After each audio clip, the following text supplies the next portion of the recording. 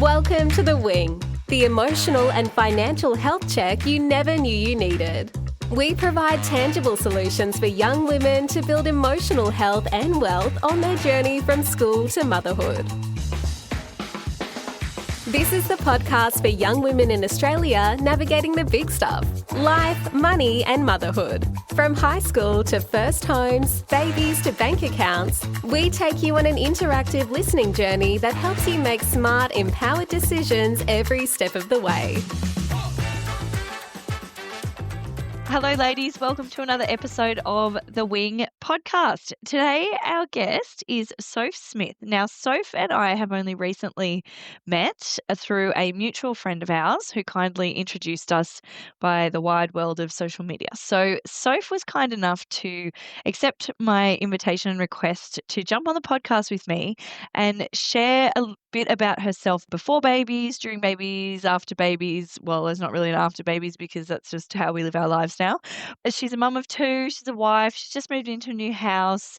She's a busy lady and has a very interesting story that we want to share in light of potentially helping some other mums or mums to be out there. So, hello, Soph, and welcome. Hi, thank you for having me. Pleasure. We just had a nice little incident where Soph accidentally knocked over her energy drink over her computer. So we've done the cleanup before we have our Nice. chat. Oh, it's definitely needed.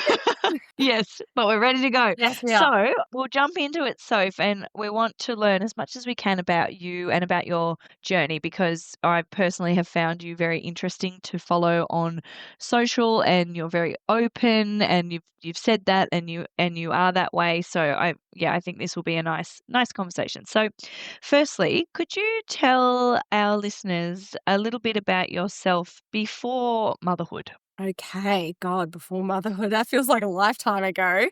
My background's actually in real estate.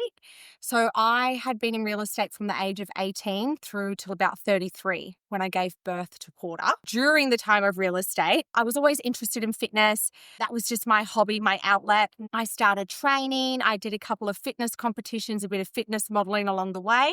And then once Porter was born, it was during COVID, which was a fun time if any mums gave birth during COVID.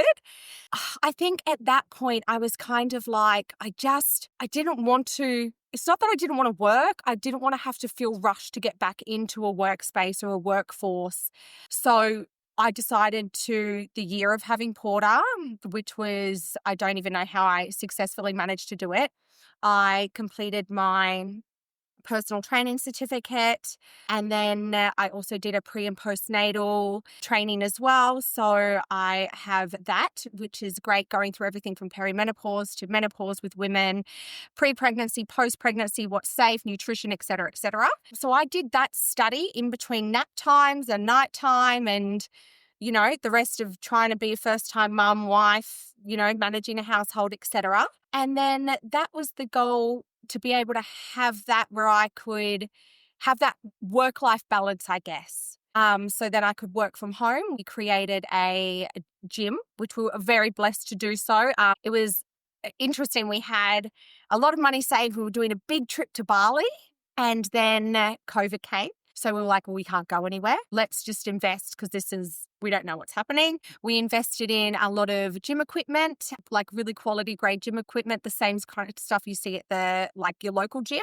Set up our garage for that. And then that became my home studio for helping women. So that's kind of where we were pre-babies. Amazing. Yeah. So I guess there's the pre, which I always think it's kind of important as well to kind of share the background of where I came from. Absolutely. My mum was a single mum. My father left when I was 2. I've got 2 older brothers. So my mother had to raise 3 of us kids. Pretty much no family support. She only had my grandparents that were very old school. So they were kind of like, this is on you to deal with kind of thing. So she had to navigate motherhood of 3 kids when my father decided to leave when I was 2. So I've never met my father, obviously, when I was that little. I don't remember.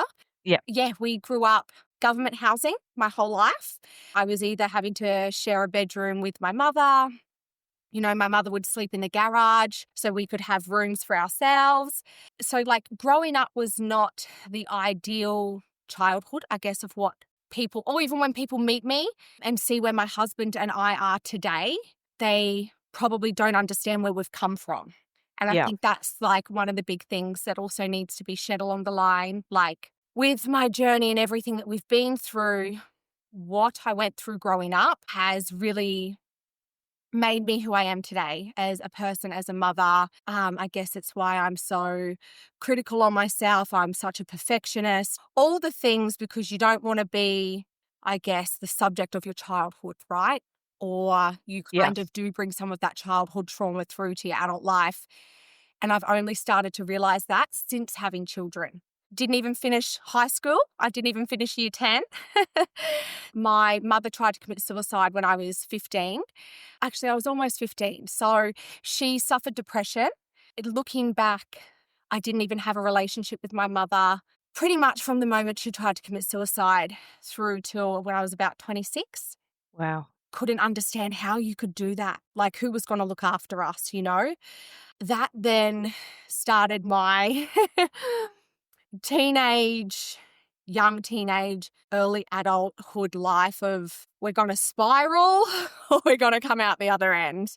So, yeah, I think that's a big, a huge factor is that people don't know that, and that's why I always say my biggest thing is, I hope it's okay to say this.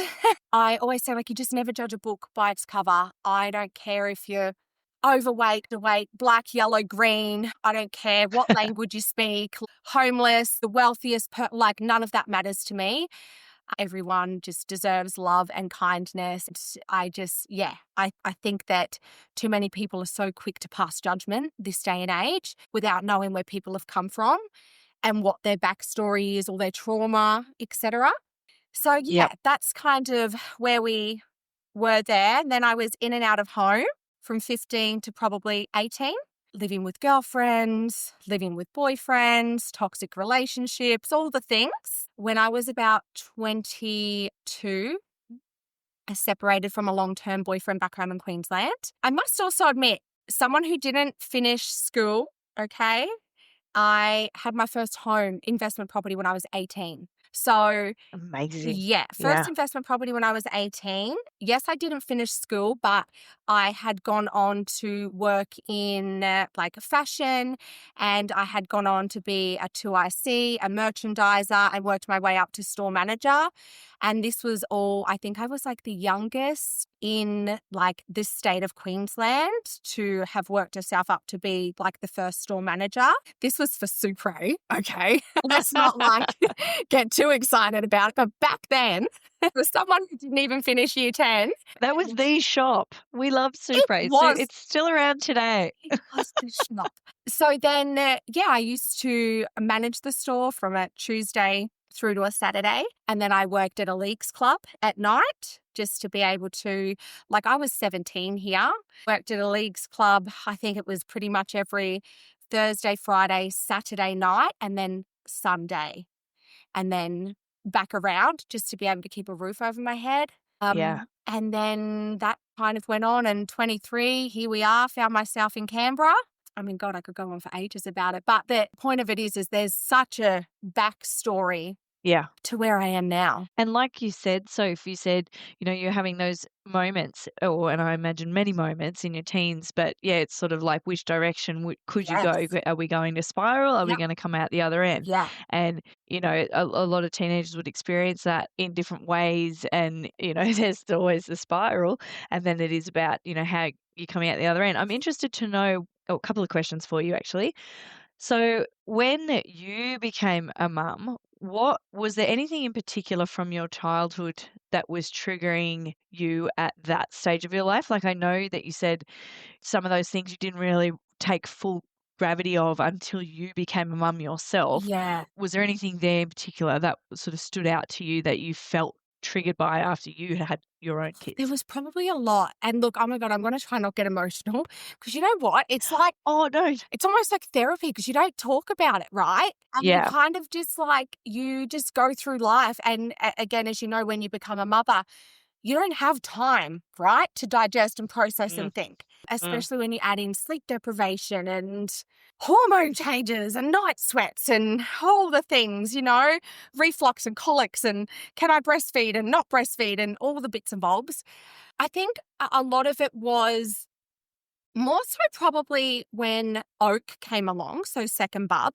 But with Porter, I think it was really looking and going, and it wasn't as much to do about Porter as such. It was more the fact of the trauma going, like, hang on, you need a bloody village when you've got a family, right? When you're raising a family, you're a first-time mum, you crave that. You want your mum there to help you. You want that support. You want that guidance. Because I lacked that relationship with my mum for so many years, there was anger, there was sadness, there was coming back around thinking about, hey, I have a kid. I could never imagine wanting to commit suicide. Like, how could I do that? But let alone going like, Porter has a dad. We had nobody. Who was going to take us in? There's a different trauma that comes along with Oak, which I'll get to. But I think that trauma that came along when I had Porter was more of a personal and deeper issue with my mum, and not having that support and feeling like you had that love. And then you start thinking about like, oh, I would have loved to have been able to do that with my mum, or have that conversation, or tell my mum that, or go out for coffee with my mum, or you see other mums that are so close to their mums and have these beautiful relationships. And even though we're close now, it's almost like I still, and I hate to say it, I get this urge of like frustration. She can be so helpful, but I still find sometimes I'll speak bluntly or rudely or be abrupt with her, and I don't know, it just stems from deep down.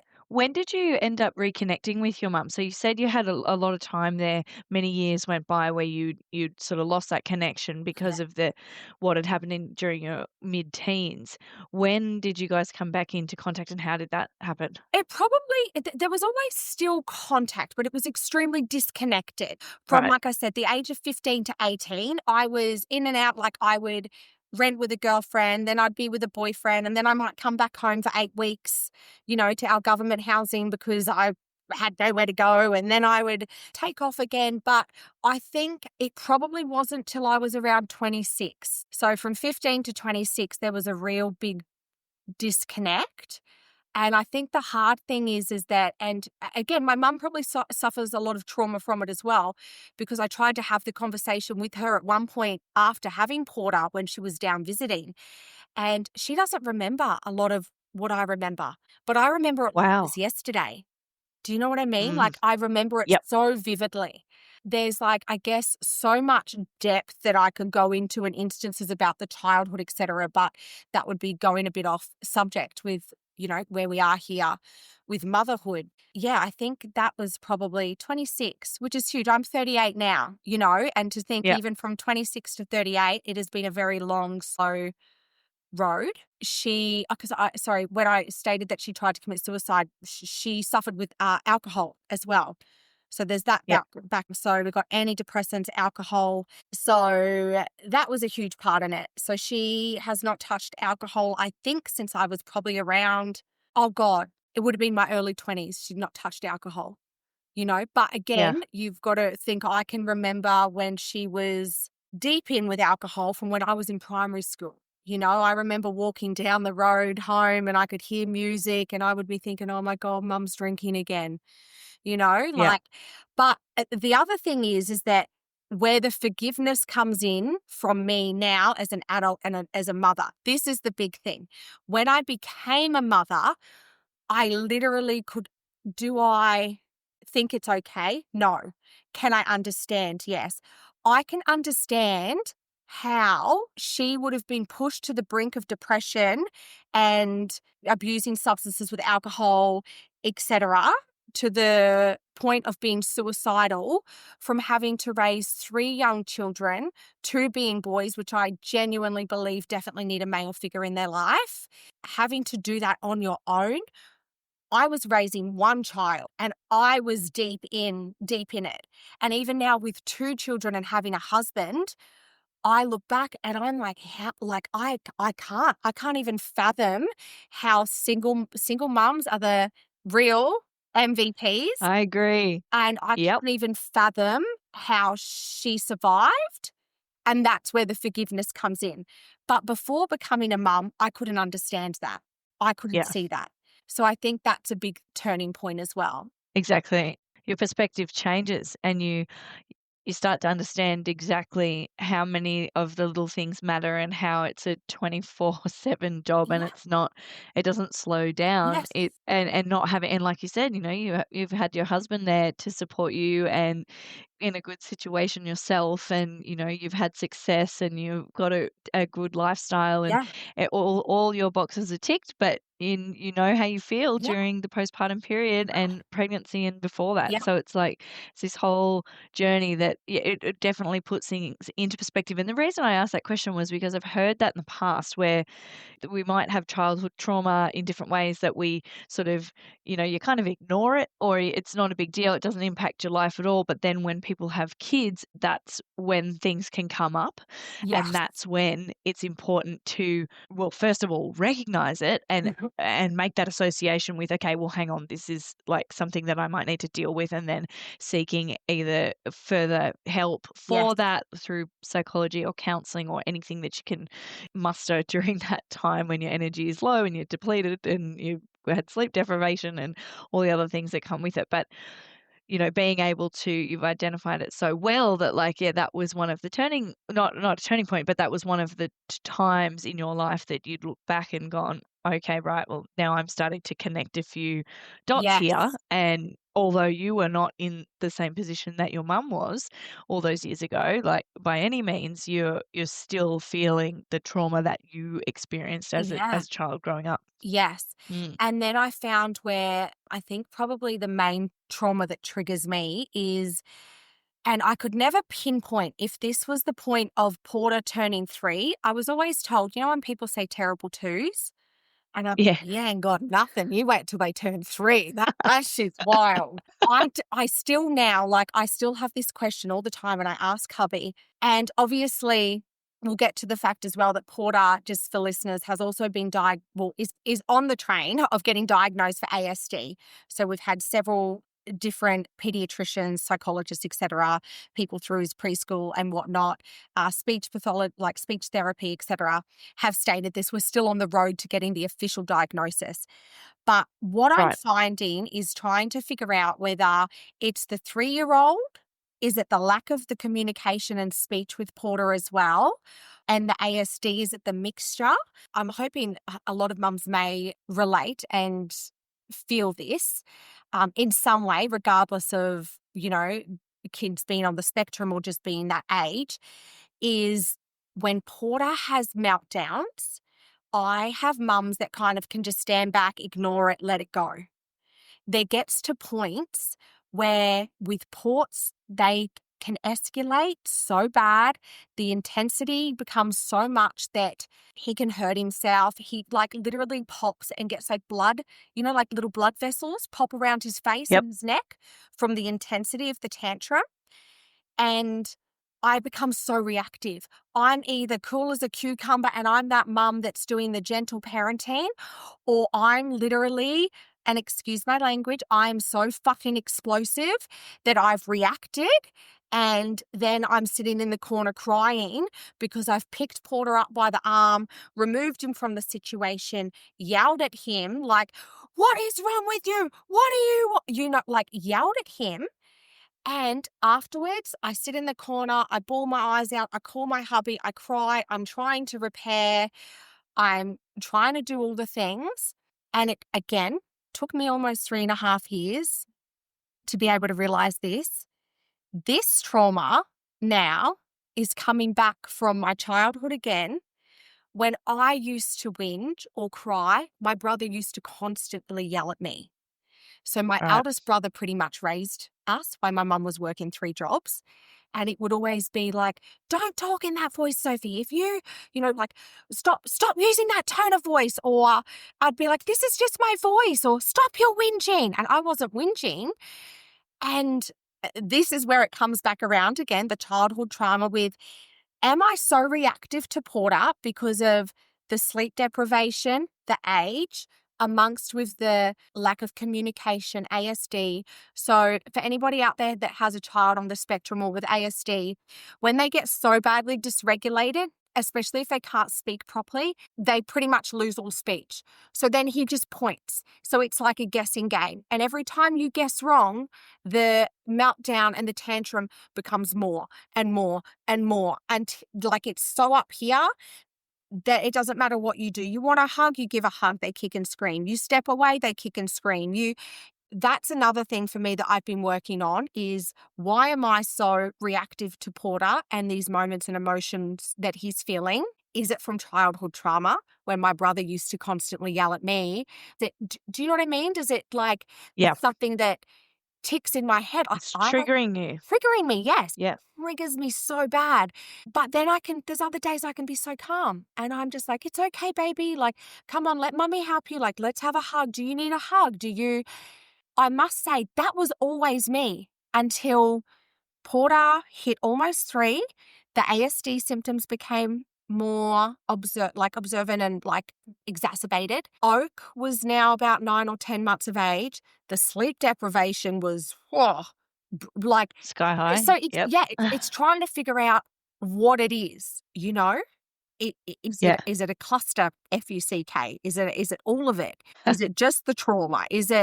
But it's to the point that I was feeling so alone because I would see other mums just go, I just let it happen. And here I am like twitching at the eye. But it's like I don't even think, I've just snapped. Like I've never hit him or smacked him, or I don't believe in that because I was pretty badly smacked, not by my mother, but by my brother. Which goes to show my father was very heavy-handed on my brother. So then when my brother had to step in and pretend to be dad at 11 years of age, what does he know?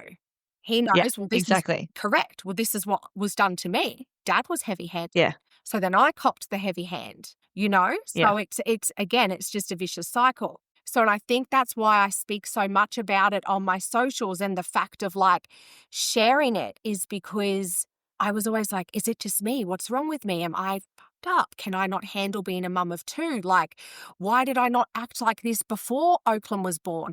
Is it Oakland? Is it the ASD? Is it the age? Is it this, like, what is it? You're being pushed to limits that you've probably not experienced ever in this light of being a mum and having 2 and having the challenges that are coming to you in this situation, and you are being so pushed. I heard something interesting the other day that my husband Jake was doing he was part of a leadership conference thing, and they had this lady come in and speak, and one of the things that he relayed to me that she had said, it was along the lines of basically how you're parenting your kids is dependent on what mind frame you're in. So if I've been starting to notice this about myself as well, I'm like, why are the kids so foul today? Like why can't I solve any problems, or why isn't this going smoothly? Why is everything a drama? And then it's like, oh, hang on, you take stock on yourself, like you've just said, Soph, like you take stock on yourself. Okay, well, I'm tired, I'm stressed, we've got all of these other things going on. You're trying to line up appointments, you're trying to solve the core problem, like you're trying to figure all this out, but it can come down to your own mindset and be like, okay, well, I'm extremely tired, so I'm coming in on a lens in that everything's a problem. Whereas when you have good days, you're like, nothing can bother me today. Yeah. Like nothing at all. Kids can say and do whatever they want, and I'm going to find it funny and light, and we're just going to move through the day and it's going to be smooth. But unfortunately, not every day can be like that. Yes. And another thing this lady had said was that, Jake, you might get home to your wife who's, in all sorts with the kids, and you won't know who started it.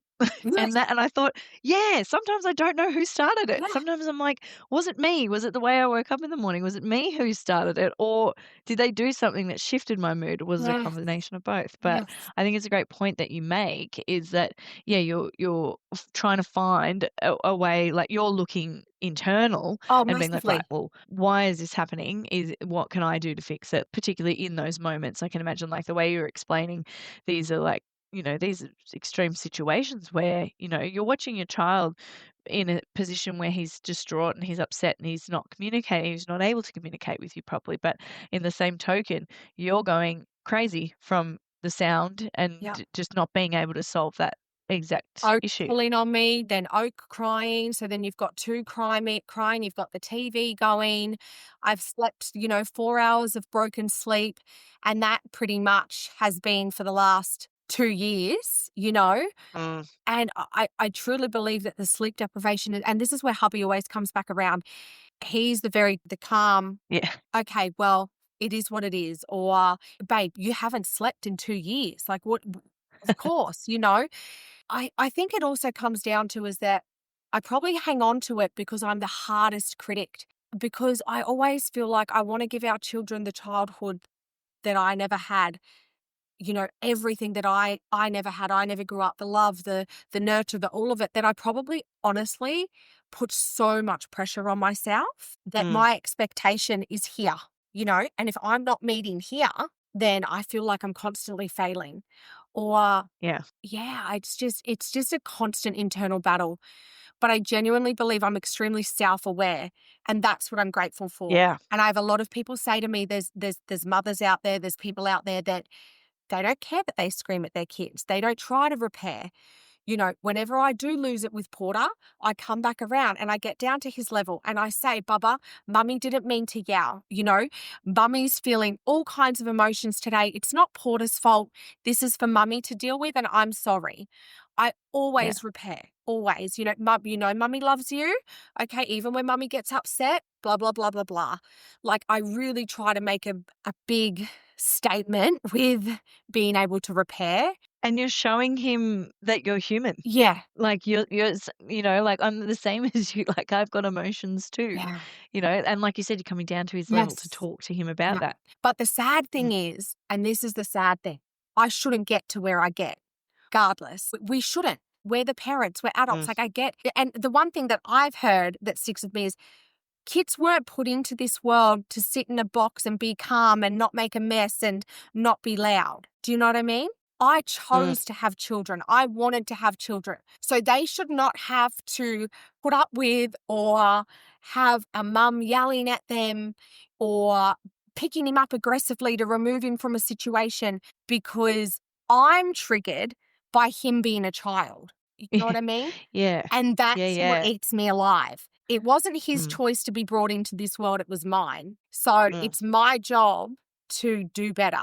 And that's where Yeah. I start to eat myself alive with it. Yeah. Oh, absolutely. And it's that you have these high expectations and high standards of yourself, and you have got past experience that you are breaking the cycle in that you don't want to repeat for your kids. But it doesn't make those moments any less difficult because you're in survival mode. That's exactly what you're in, and you're human, and you're allowed to experience that. But yeah, it is that battle, isn't it? I think that would resonate with a lot of mums. That battle with yourself, like Yes. you've got to control the situation, but then you've also got to control Yep. yourself, and it's really hard to regulate your emotions when you're overstimulated, Right. sleep deprived, and trying to fix a problem all at the exact same moment. Like it's very difficult Yes. to regulate your Yeah. emotions, even as a fully grown adult, No. and we know what's right and wrong, and sometimes it doesn't matter, and it can go completely out the window. Yes. Yeah.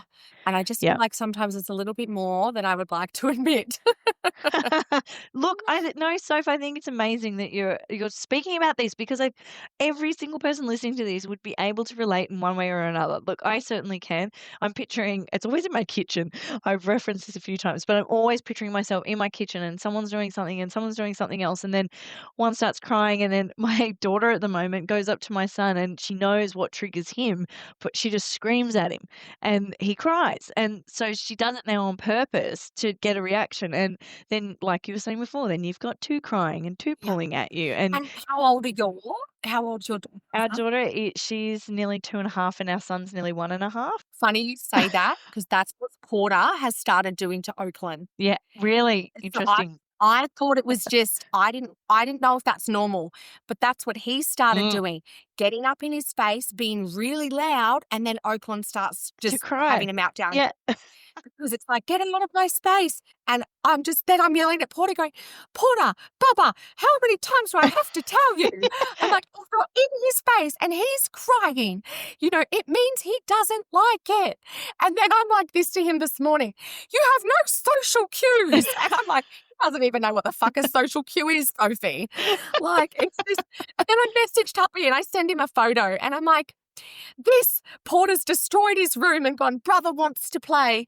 And then Oak goes into play and he pulls him away and he's screaming in his face. And I'm like, oh my God, this is why your brother won't play with you. Oh, so that's a good thing to know. I'm glad you said that because I was worried. It was just, it's just like something going on over putting here. out little fires, and I can watch the look on her face when she does it too, because it's when he's sort of on the brink and he's not, can tell he's probably not in the best mood, and then she's like, right, I'm going to get him now. And then I can't do anything because they're both hanging off me and I'm trying to change the scenery or change the environment. I'm like, right, let's go upstairs or let's go outside, and you physically can't move because you've got one on either leg. Yeah, makes me not feel alone there. Good. Well, that's the point of it, right? So that we can be, this is relatable stuff. This is stuff that, other mums can definitely listen to and relate to. I know we've covered a lot of ground, but I am interested to know if you're happy to chat about your pregnancy journey. Yes. So this is a good one. I feel like God's tested me through my life. The journey was hard. So I'm never been a smoker, drinker. Obviously, your early teenage years kind of thing. But I think it was probably when I was about 24, probably like 24. From the ages of probably 20 or so through to 24, I kind of hit the drink and stuff pretty hard. And I'd go out with girlfriends and I'd be like, oh, how did I get here? You know what I mean? And then when this was that pivot, right? I told you about the spiraling, or we're going to go this way, or we're going down the bad hill.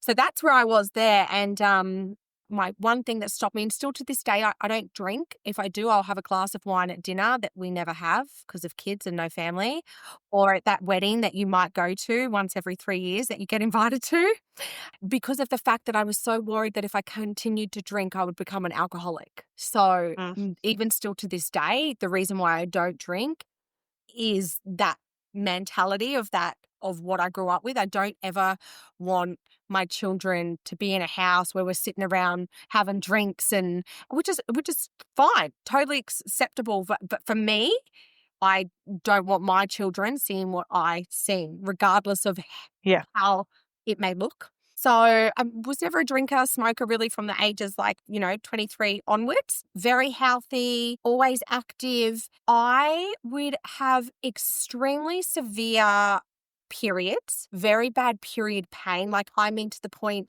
I would have a heat pack on my back for 8 hours at work. I would come home and my back was red raw. I would burn it. I would be snapping back Nurofen more than what you should.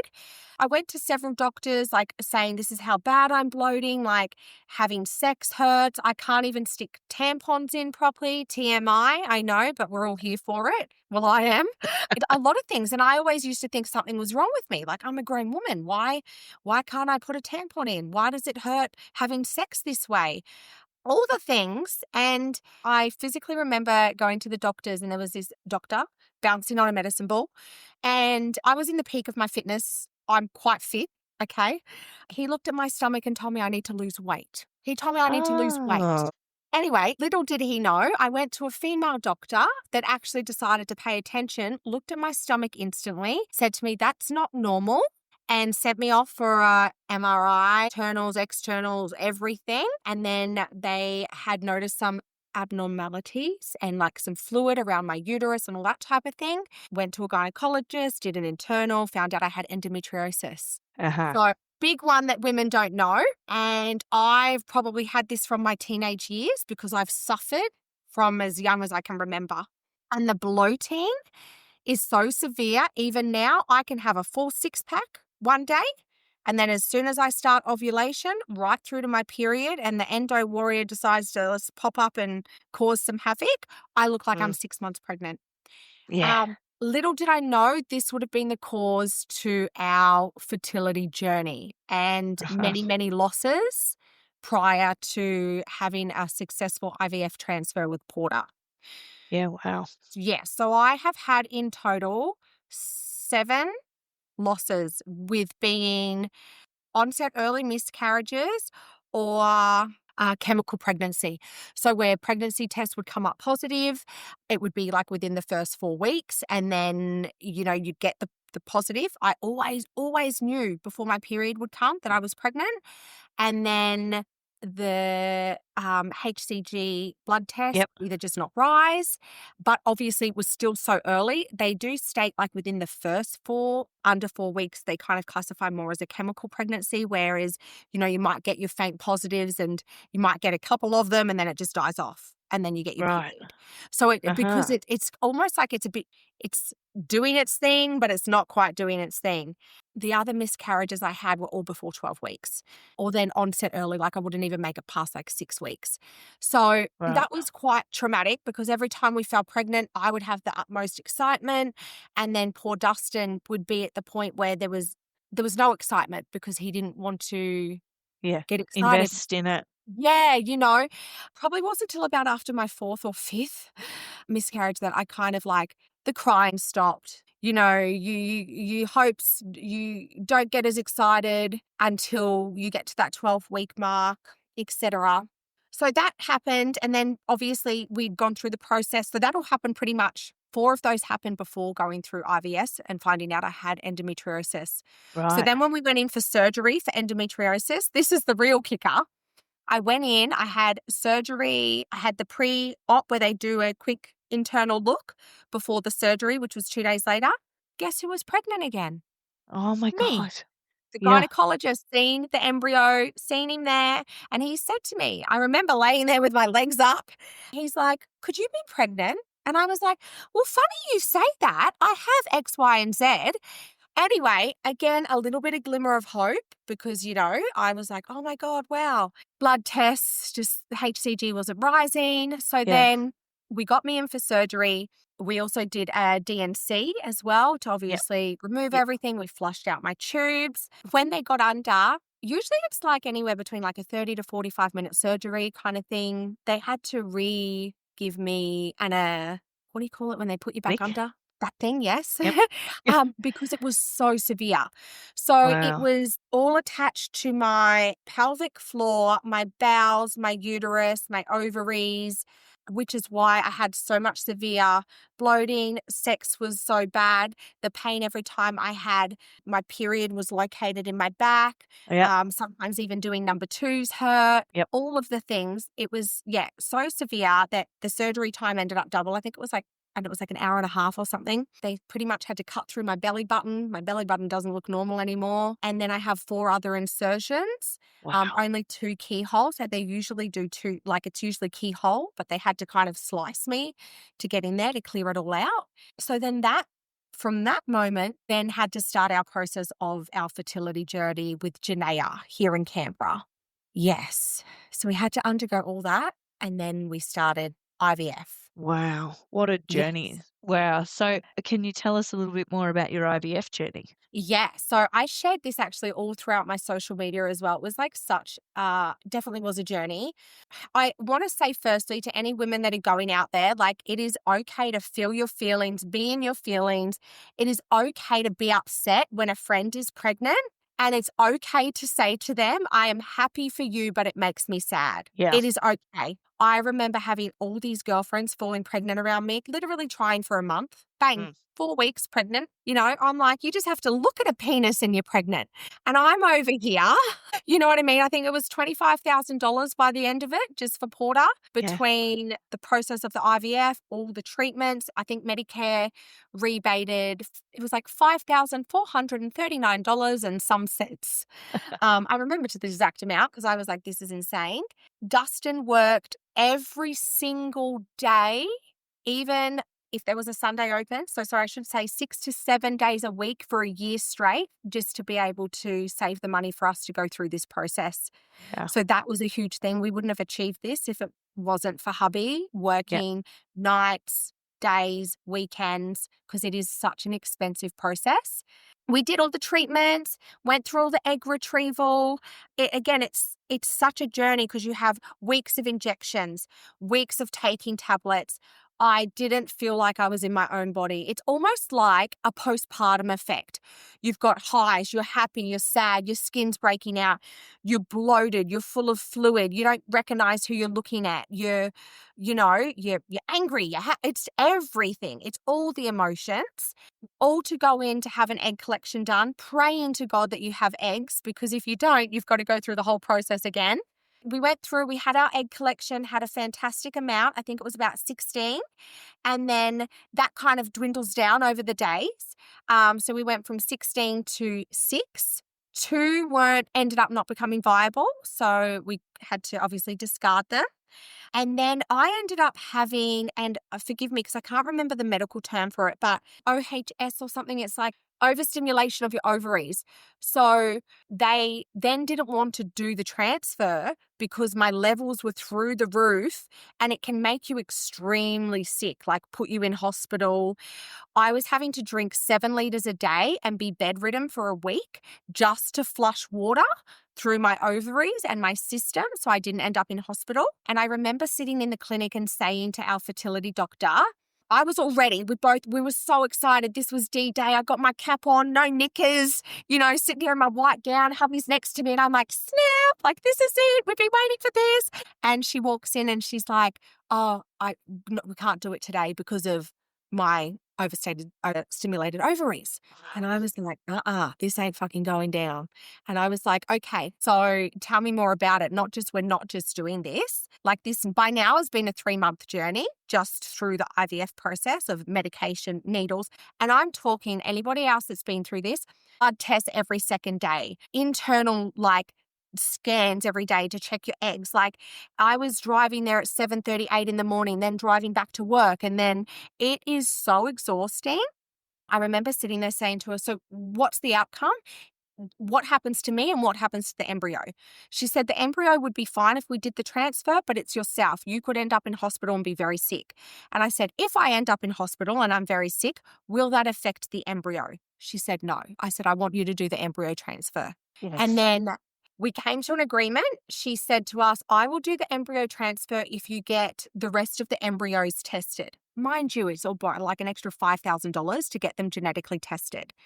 The reason she wants to get them genetically tested is obviously to make sure that they're top quality grade.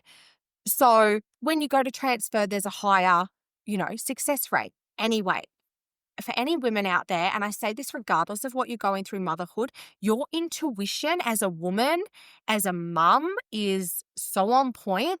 So make sure you advocate for yourself.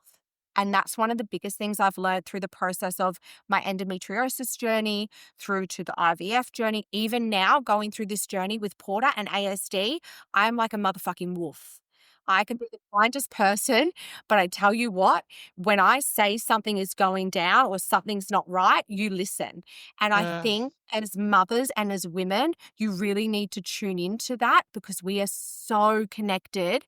I don't know if it's spiritual, if it is what, but it is a connection to our body, to our children that nobody else will have. You're 100% right. So some information to tag off the back of that was actually from an osteo that I saw. She said that when you're pregnant with your children, their stem cells reach your heart. And then after they're born, that obviously stays within your heart. So there's literally a part of your children. Apparently it's stronger with boys. I know. It gave me goosebumps. I said, is that science? Literally reading through this then. I was like, that makes sense. Yes. So what you're saying, and I was like, oh my gosh, you've just closed off everything I ever needed to know about anything, like this osteo. And I said, is that science? Is that a real thing? She said, yes, there is science around it. So I'm not going to quote, I don't know, I'm not quoting the study, I'm not quoting the science itself, but that was something that was said to me. And what you're saying absolutely kind of legitimizes that. It's like, well, yes, and we all have it, right? We all have a strong gut feeling or a strong intuition towards our children. And a lot of the time, if we are told by professionals in industry, we want to listen to the advice, but then sometimes our gut feeling is telling us something else. So it's really hard to quantify our gut feeling because when if medical professionals are telling us things in, based on science or based on research and whatever it is, it's really hard to dispute that, right? But being persistent, and it sounds to me like you've been extremely persistent with Porter's journey and his ASD journey. And like you said he's still on the way to being diagnosed. There's obviously a whole lot behind that. And even from, from in utero, you're going, put this baby where it needs to be. And if I'm sick, I'll deal with it as long as the baby's okay. And that happened. And you know what the crazy thing is? I knew before they tell you not to test before 2 weeks. I am like, I don't know if you've ever been on Reddit, but there's like serial piss on a stick women, okay? If you are and you're going through the IVF journey, you know it. And if you can hold off the 12 weeks, like hallelujah to you, because I think I spent about $300 on fucking pregnancy tests throughout my IVF journey. But I knew it. And I remember I was sitting in bed drinking my 7 liters of water with my legs up, and I remember saying to Dustin, I'm like, I'm pregnant. And I don't know what it is. I've always been able to tell before the fact, but it's never ended well. Yeah. I knew. Anyway, I took the pregnancy test, and I think I've still got photos of them. I took the pregnancy test. It was like 4 or 5 days post-transfer, bang. And then it was getting and my levels were ridiculous that they thought we were having twins. Yeah, wow. Yeah. It was, crazy. Yeah. With that, we continued to have blood tests because they classified me as high risk through this period as well. I couldn't train for 4 months, so my mental health was suffering a little bit. They didn't even want me to walk the dogs around. Like I could go to work, come home. Like I couldn't even walk the dogs around the block just because of being such high risk with so many miscarriages. And then everything went great. We had the 12-week scan. Everything was great. We were doing blood tests pretty much every second day for 12 weeks. Blood tests every second day for 12 weeks. That's a lot. Yeah. Just to make sure that, we were never dropping. And if there was something happening, could we catch it to see what it could have been prior to ending in another miscarriage? Thank God that we didn't get there. After the 4 months, I started getting back into training. I was not living off salt and vinegar chips, which are disgusting. I've never eaten chips in my life, and salt and vinegar. If I even held one to my tongue right now, I'd be like, but that's all I lived on. Egg and bacon rolls, iced coffees. I was the epitome of health coming from a personal trainer. Do as I say, not as I do. For the rest of the pregnancy, to be honest, I was glowing. My skin was beautiful. My hair was gorgeous. My bump was glowing and fat and delicious and tight. And I loved it. My curves, I was thriving. Loved it. The pregnancy, like giving birth part itself. So even then, I think the other thing, and I feel like there's so many podcasts we could go into, but like training throughout pregnancy is so important. I trained up to the day I gave birth. And I tell you what, when I pushed that baby out, even though I did have the epidural for Porter, but with Oak I didn't, but with Porter, it was all that lead up of a healthy pregnancy training prepped my body for such a quick labor as well. I was induced. So we had gone in the day I was meant to be induced. They sent me home because there was a thunderstorm and supposedly 7 women decided that they needed to give birth that night. So I was very upset the next day. I was sent home again, came back in on the Monday. It was all guns, blazing. They did I can't even remember, like the oxytocin thingy to like bring it on. Anyway, I was this is funny. This is really too much information, but if I can share it, I was chilling. I was watching Netflix. I was eating. And I'm like to my hubby, babe, you can just go. Come back later. And he's like, what's wrong with you? He's like, no, well, like, what if you give birth? Anyway, this went on for 6 hours, like before I actually started to like, okay, waters are breaking. Being induced, I also want to just clarify, every woman has such a different experience. I don't know what you've had. If you've had vaginal C-section induced, please jump in. I was terrified to be induced because of what other women had told me. My experience with being induced was fine. What my experience wasn't fine was what come after.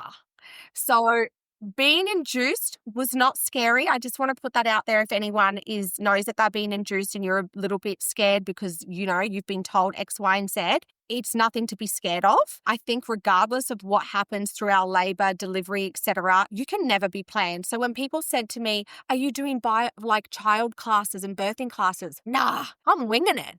I winged it. I didn't do it. I was like, I really don't want to sit there and do And each to their own. I winged it. And I feel like they say, going back to the, 1600s or whenever women were popping out, giving birth in, caves, like it's what we're meant to do. Yeah. Okay. So you can be as planned as you want to be planned and it can go sideways. So I have no birth plan. I'm just go in, let's get this baby out, make sure he's healthy. And I can walk would be great. Yeah. So the funniest thing is when my water broke, you probably won't find this funny. I feel like it's a have to be there moment. My midwife, and she actually still follows me on socials, which is amazing. She was just cracking funnies. And then by this time, I'm also a little bit high on the gas and I was pissing myself laughing. My water was like spraying out every time I laughed. And I got my midwife with my water. Anyway, and then she's laughing and she's snorting and I'm laughing and I'm high as a kite. And I'm like, I just snorted while my water's going everywhere. Anyway, it was a hoot. And then we went through to just have labor, 45 minutes of pushing. It was so funny. My obstetrician had to come in because Port was getting caught on my cervix. So he had to give me a little snip, which that is awful. The recovery from that was brutal. But I remember so clearly, and I was said to the midwives, I was like, does anybody have towels? And I'm going to do this to you and probably shouldn't put this on YouTube. And they're looking at me and I'm like, give me towels. My feet are up in the stirrups. And then I'm like, okay, I've wrapped a towel around one leg, wrapped a towel around the other leg. And I'm like, I've got to push. And I'm like, ah! And pulling on the towels. And it was so funny because then obviously after Bub had come out, I remember my obstetrician said, you're an overachiever, aren't you?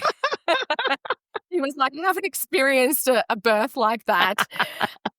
But it was all in all, the birthing experience and everything was amazing. It was beautiful. It was easy. The aftermath of having the episiotomy, that was, I couldn't walk for 4 weeks. I couldn't go to the toilet.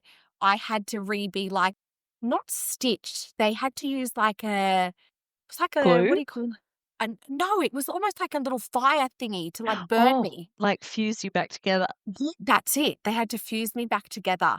So it was very sore. And then what came after that was 4 weeks of not being able to walk, not take a poo. I had no control of my pelvic floor, intimacy. I think it was 4 months before I could even go back to having sex for the first time because I was so terrified. Yeah. So the labor and birth itself was fine, but the aftermath of an episiotomy, I would take a drug-free birth. I will take Oakland's birth all over again before being cut and stitched. Yeah, and fused. Yes. Yes. It was horrible. That was horrible. Oh, Yeah. the things that women go through, honestly, and thank you, Soph, for sharing your pregnancy journey. Multiple pregnancies into surgery after being diagnosed with endometriosis and then into an IVF journey. It's a lot. It's a lot. Like you said, it's months and months and years of process that women's bodies go through, and that it's so important to talk about it. And because I bet there's people listening being like, oh my God, that happened to me. Oh my God, that's happening to me right now. And I think something else that you said as well, and I'll ask you to wrap up a piece of advice from you as well, but something interesting you said, it's okay if you are going through an IVF journey and you've got, like you said, every single friend around you's falling pregnant. Drop of a hat. Oh, just looked at her husband. She's pregnant. Oh, she looked at her husband. She's pregnant. It's okay to feel like I'm very happy for you, but it makes me sad. Off the back of that, do you have maybe a bit of a two-pronged question and just say whatever comes to your mind, but do you have a piece of advice for women going through IVF or having trouble getting pregnant, something that they can say to the other people around them being pregnant, and on the inverse, people that are pregnant, but they're around people that they know, friends and family that they know are struggling? Is there something in that? Is there anything that springs to mind for you in terms of something useful to be able to say to communicate clearly? I think the biggest thing is that the hard part is the friend that is pregnant shouldn't have to dimmer her joy for being pregnant, right? So this is where it becomes, for me, I think, a bit of a grey area. Sure. And I've actually got a girlfriend currently going through IVF now who we speak a bit about it because this is her first process and, same thing, other friends falling pregnant, etc. So Mm. I think the biggest thing you need to ask is, A, as an individual, given what you're going through in your IVF journey, can you emotionally handle being around your pregnant friend whilst they do speak about their pregnancy and what's happening, etc., and their journey, because that could be their first pregnancy, it could be their third, it could, Mm. do you know what I mean? It Yeah. makes it so hard because regardless of what somebody's going through, another person can be empathetic, but they also shouldn't have to dial down their happiness just because somebody else isn't having the same experience. So for me personally, I just found that I would try keep conversation short about what was happening in their pregnancy, but Yeah. also be completely honest. And like I said, it's okay if they are really friends, they will understand. It's okay to just say, like, babe, I'm so happy for you, but I'm really going through this and it makes me feel really sad. So if it's okay for you, I would prefer just to not speak about the pregnancy at this point in time. It's okay to be open. A real friend's going to understand and be like, that's Absolutely. okay. I'm so sorry. Like, I wasn't aware. And I think that's it. You just either have to kind of disconnect from the friendships at the present point, which can be quite difficult to do depending on your mental health, Mm. or understanding and having the courage to speak up and say, hey, babe, I'm, the journey we've been going through. This is really hard for me seeing everyone around me falling pregnant. I'm so happy for you. However, X, Y, and Z. Yeah. Like I said, I think one of the biggest things is don't mask it. Feel how you feel because it's nobody else. Nobody can ever understand what you're going through with infertility until you're in it. And that Yeah. last thing I want to say on that is there are more women now. And when I was going through it, I didn't know any other woman going through IVF, any other. It wasn't until I started sharing my journey. This woman popped up. This woman popped up. Uh-huh. My God, that's been Mm. happening to me. Oh, I'm so glad you're sharing that because I'm currently going through IVF now and I don't have anyone to talk to about it. The conversations around infertility and IVF need to be known that it is so more recognized than we think. Yeah. You literally, it's every other woman at the moment, especially entering into their 30s, Mm. are having infertility problems, endometriosis, polycystic ovaries, like issues or hormonal issues, lacking progesterone, like all these sorts of everything that's going on from hormones to just, like I said, endometriosis, polycystic ovaries, all those things. It's just, it baffles me how many women are suffering. So just know Yeah. that you're not alone. It's just we don't speak enough Yeah. about it. Yeah. I love it. So if I think that's so helpful and there's if it's not you, it's somebody that you know, and 100%. just having that awareness piece and being mindful, or if you are pregnant and you are in the presence of a friend that is having trouble or going through their own journey, and just being mindful of what those conversations are, like not to dim your light, but to, maybe let the questions come to you, or let them come to you in terms of like setting up times to spend time together, or if there is some distance, and being understanding why, and that's okay. And then women feeling comfortable enough to sort of say, look, I'm just not in a position to talk about this right now. I'm very happy for you, but there's many other things that you can strike up a conversation with your close, assuming these are Yes. your close friends, and they will understand. Yeah, I Yeah, think, definitely. yeah, what you said there is just very valuable. So, Soph, I think we could chat all day, is what I'm getting the vibe of. I feel like there's just so many aspects and No, it's just, no, yeah, so I I apologize. love it. Sorry. No, no, no.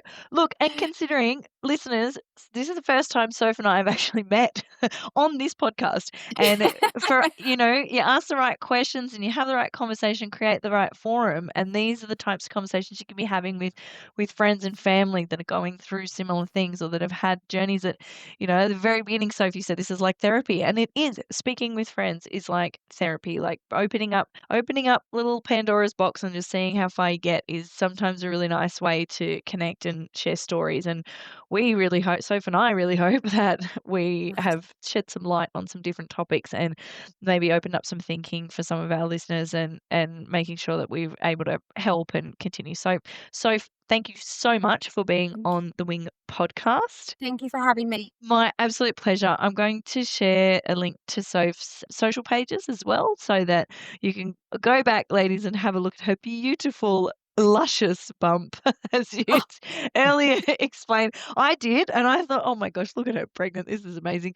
So I'll include a link on my Instagram post with this podcast. But for now, thank you for listening. We hope you got something valuable, and let us know if you have any questions. Thanks for being on the Wing.